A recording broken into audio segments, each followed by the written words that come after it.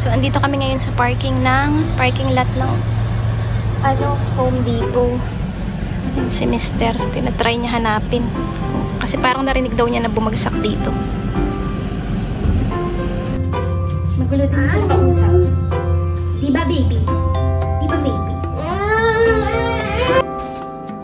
So, ito na ang ating, nilagang baka. Parehas lang ba yung bulalo at nilagang baka? Diba kasi ang bulalo may buto siya. Ito kasi wala. So, nilagang baka.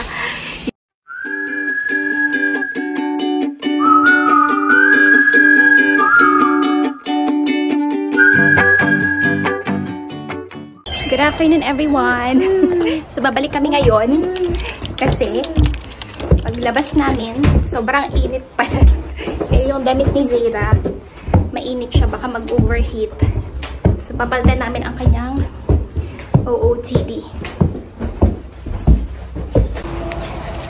So, ayan, change outfit tayo. Kasi kahapon 5 degrees Celsius, tapos naging 25 degrees Celsius.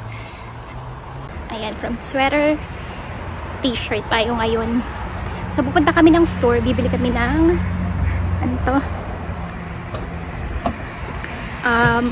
carpet. So, andito muna kami sa aking mga in-laws. Kukuha si Mr. nung strap para daw doon sa carpet pag ilalagay sa likod para hindi siya ilipad.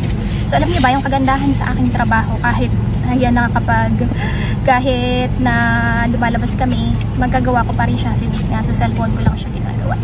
So, yun, nakapag post na ako. So, hindi siya hadlang sa mga errands namin. Pwede ko siyang gawin kahit nasasakyan, kahit na babakasyon kami. Ganun. Kaya, sobrang ganda. Si Zayra andun sa likod, nagbabasa siya ng books. Mahilig sa books si Zayra. Mana sa kanyang dada. So, ano nga pala ngayon? Today is 21st. So, 18 months old na ang ating baby Zayra. O, is it 18 months old today? So, ayan, ang laki-laki na ni baby. Nang pinakanak ko yan, lit-lit niya. Para siyang pusa. Tapos ngayon, ang laki-laki na niya. Lapit na siya mag 2 years old. Mag 2 years old siya sa April. Magkakaroon na tayo ng 2-year-old baby. Nagulat kami kanina paglabas namin. Ini-expect namin malamig kasi nga kahapon sobrang lamig. Tapos biglang ang init. Kaya balik talaga kami kasi mag-overheat si Zayra kasi nga yung damit niya is pang lamig talaga. Hindi ko kasi na-check ang weather. Kaya change outfit.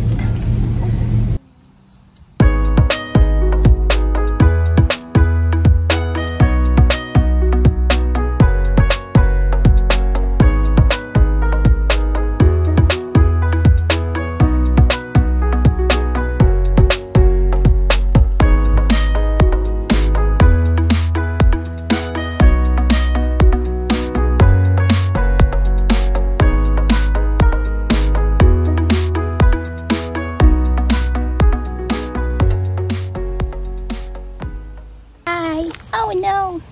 Ang init mga sisi and friends. Nakakagulat. Parang first time to from last week na nagsimulang lumamig na biglang uminit ng ganito yung temperature ba? Stand up! Hey, what happened? Daming dumi sa pants ni Zayra. So, ayun, sabi ko na, diba, bibili kami ng carpet para doon sa aming living room. May carpet na doon yung red, siguro kung nakikita naman ninyo sa aking mga vlogs. Kasi papalitan namin siya. Ililipat namin yung red doon sa aming bedroom.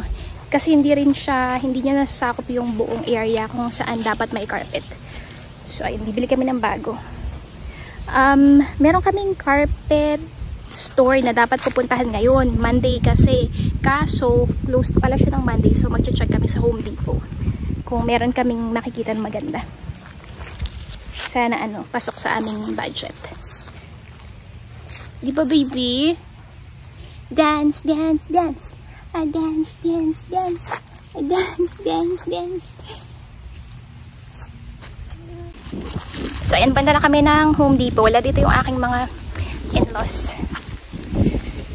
Si Zayra pulot ng mga dahon. No, no, no. Ayaw niya pa umalis. Wanna walk around? She wants to.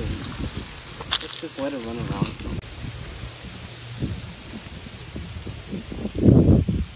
Love Zeta's 18 months old today. How are we gonna celebrate?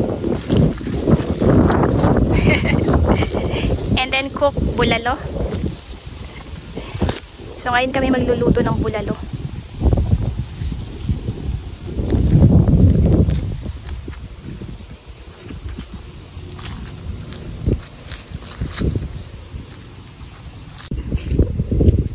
Tingnan nyo, naglagas na yung mga dahon dito sa property ng aking mga in-laws.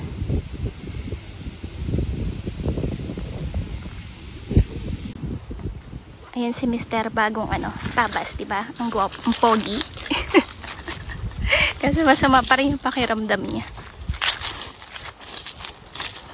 Pero okay na ng kaunti. Ayan, andito na tayo sa The Home Depot. Check natin kung may makikita tayong magandang rug dito.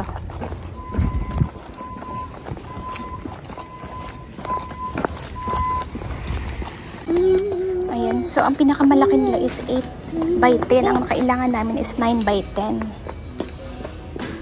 So wala kaming nakuhang nakitang carpet na gusto namin sa Home Depot. Baka mag-order na lang si Mr. online. Kaso babalik kami doon and babalik kami sa mga pinuntahan namin dahil na wawala ni Mr. ang susi ng bahay. Nahulog yata. So yun, hanapin namin. Sana makita. Pero meron naman akong duplicate. Pero gusto niyang hanapin. So andito kami ngayon sa parking lot ng Home Depot. Yung si Mr. Tinatry niya hanapin. Kasi parang narinig daw niya na bumagsak dito. So ayan, nakauwi na kami. Andito na kami sa bahay. Siyempre nakauwi na nga kami. Papahinga lang muna si Mr. Tapos magluluto na siya ng bulalo. Hindi namin nakita yung susi. Papagawa na lang kami ulit. Papaduplicate na lang kami ng isa pang key. Grabe ang init ngayon. So ito na si Mr. Nag-start na siya magluto ng bulalo. Love, what are you doing? I'm searing the meat. Ha? I'm searing it. Searing daw. Ano yung searing?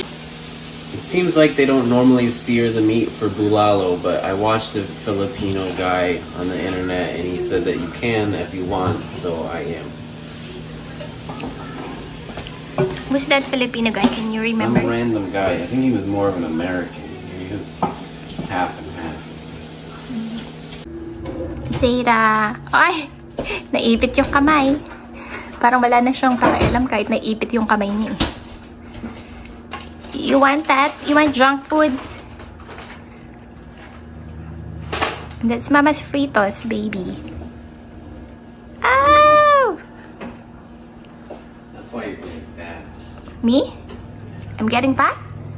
Sabi ni Mr. tumataba daw ako. I didn't say you're getting fat. You said you're getting fat. How can you understand what I'm saying? You said it. I'm not the one who said it. You said that your back has fat and it didn't used to. Yeah, after he gave birth to Zeta. No, you said recently. No. Likod ni Zeta. Gusto niya magpababa. Ang likod niya. Ay, nako. So, bukas, pupunta kami doon sa drugstore. Tapos, pupunta kami ulit ng Social Security. Kasi diba nung last time, nagpunta kami doon. Sabi nung nakausap namin, yes, kailangan kong palitan yung aking Social Security card para mawala yung notation na for work authorization only, something like that. Tapos, nung pinadala nila yung bagong Social Security card, the same Social Security number, andun pa rin yung notation. So, babalik kami bukas para i-follow up bakit ganun. Kung kailangan ba talagang matanggal yung notation na yun or okay lang na hindi. And matatanggal lang siya pagka anong tawag dito? US citizen na. Magulo din sila kausap. Diba, baby?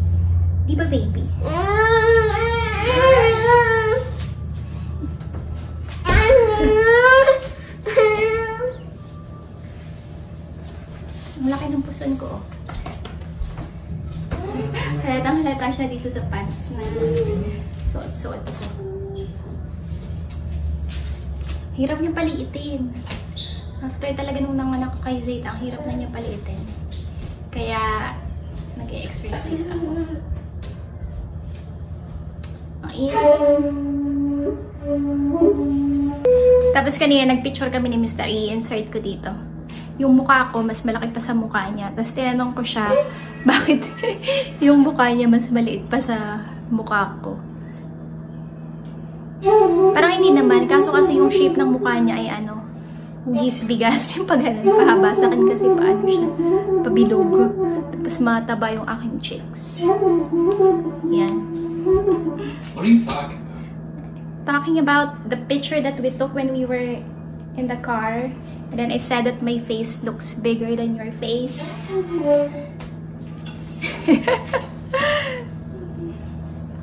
Nakakatawa. Tapos diba may mga nagsasabi na pagka nag-asawa ka ng foreigner, gagawin kang ano, katulong, taga-silbi.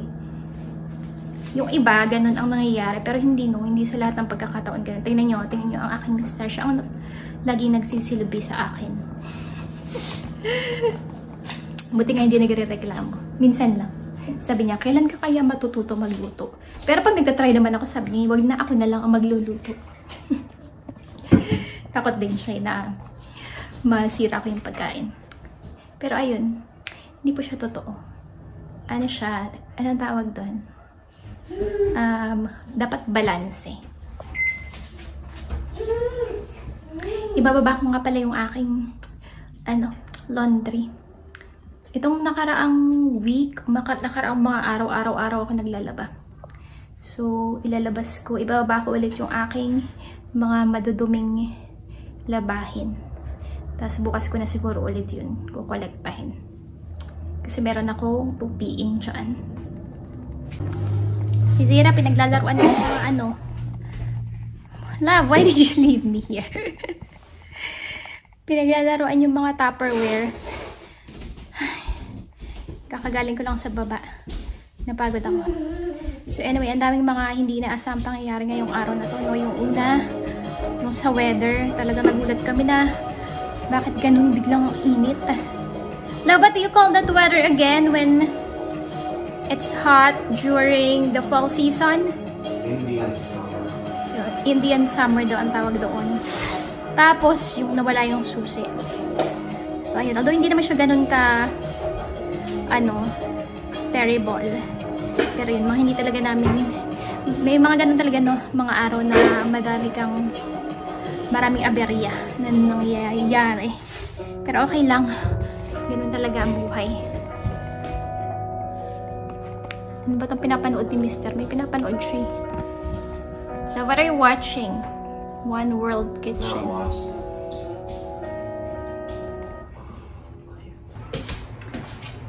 Ayun yung aming bulalo. Tapos si Mr. nandoon siya sa CR, nag-shower lang. Buti nga bumuti na yung kanyang pakiramdam.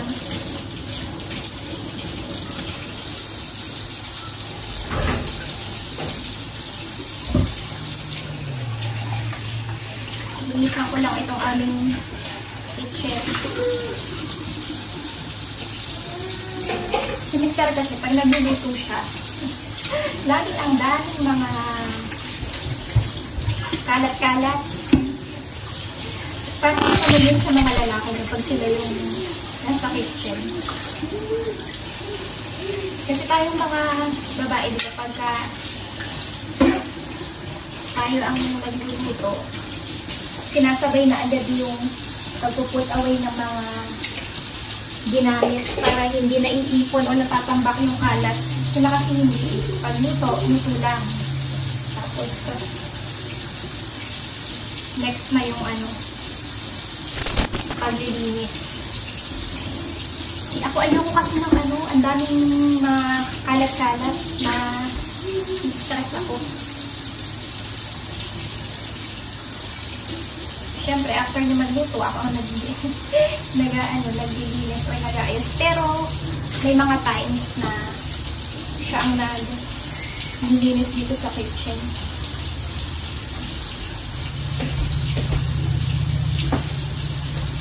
Pero gagawin ko na ngayon kasi nga di ko masama ang kanyang pakiramdam. Kayo, ang inyo bang mga mister ganyan din? Pagka sila ang nagluluto, makalat sa kitchen. Lagyan ko na ito ng nilagyan ko na pala ito ng panglinis. Ang tawag doon ng soap para dito sa dishwashing machine. Lagi ko siyang nilalagyan agad kasi baka makalimutan. Meron kasi isang beses na nangyari. Niran ko yung dishwasher. Nakalimutan ko palang lagyan ng yung soap. Ano bang tawag doon? Kaya yun. Parang hindi naman siya nalinisan kasi wala akong soap. So, inulit ko pa.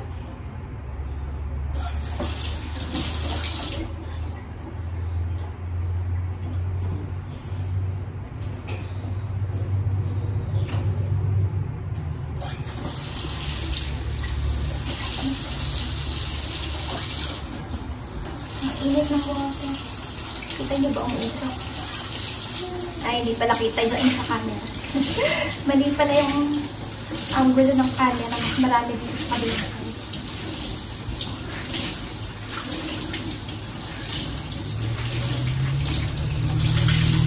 Na po pala si Zeta, as of today, nasa second siya.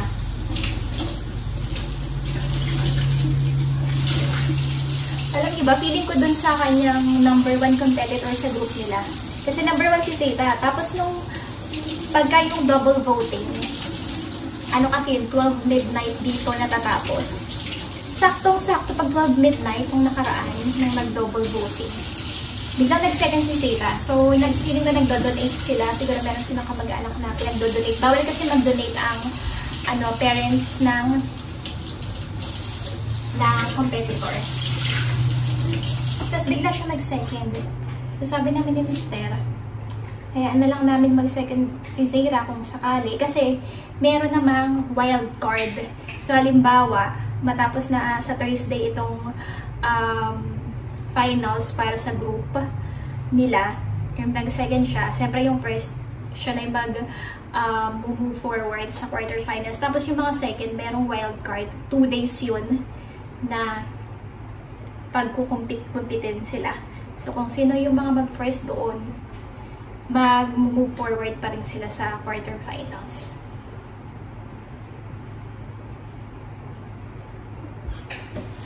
Yung iba talaga, gumagastos sila.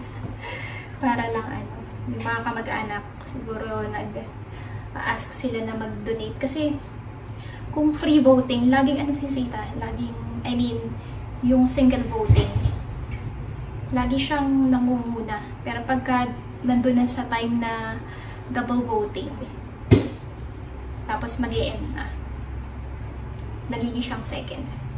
So, ayun. Pero kung hindi naman siya manalo, okay lang din. Ganun talaga, diba? Kasi parang yun nga sabi ko, suntok sa buwan naman kasi talaga. Dahil if ever man na mag-move forward siya sa finals, for sure makakalaban niya itong mga anak ng mga famous influencers and sikat na artista dito. Kung kilala niyo yung sa Young Sheldon, si Montana Jordan, yung anak niya, kasali doon. Tapos sinek ko dun sa group nila, #1 siya. Tapos meron pang 2 or 3 yun, na anak ng famous influencer sa dito sa US. Mga #1 din sila. Tapos tinitingnan ko yung mga comment doon, mga nagdo-donate. Meron silang mga followers na nagdo-donate ng malalaki. So, syempre hindi naman kami gagastos ng malaki para lang manalo si Zeta. Baka mamaya yung tsaka bawal din kasi kami or i-ask yung aming mga kamag-anak na mag-donate para manalo si Zeta. Diba? Kaya kami sumali para makakuha ng $25,000, hindi para maglabas ng pera yung aming mga kamag-anak. So anyway, kung hindi panalo, di okay lang din naman, at least, diba? Na i-try. Pero again, maraming salamat po sa inyo, sa aming mga subscribers, sa aming mga viewers na sumusuporta sa ating Baby Zeta. So, we really appreciate you all. Thank you very much po. And again, sa patuloy na panonood ng aking mga videos. Thank you po. And sa mga bago po dito, thank you po for subscribing. And for those who haven't subscribed yet, please do consider subscribing. And then, leave your comments. like and share the video para mas maipush pa siya sa maraming mga tao, para mas lumaki pa ang ating family dito sa YouTube. And again, para magkaroon tayo ng magkaroon ng inyong CC and friend dito sa YouTube ng extra income. Siyempre, malaking tulong din yan kasi mahirap naman talaga ang buhay dito sa US. Kumbaga lahat kailangan mo maglabas ng pera, lahat, bills, everything. Basta maraming bayarin, malaki ang bayarin. So, anyway, maraming salamat po sa inyo. And yun, antayin ko si Mr. para dito sa bulalo. Pakita ko sa inyo mamaya pagka malapit na maluto. So, ito na ang ating, nilagang baka. Parehas lang ba yung bulalo at nilagang baka? Di ba kasi ang bulalo may buto siya? Ito kasi wala. So, nilagang baka, yung mga beef is nasa ilalim. Pero dinamihan namin ng gulay kasi nga si Mr. may sakit. So, ayan, kakain na kami guys. Thank you so much again for watching. See you again next time. Bye!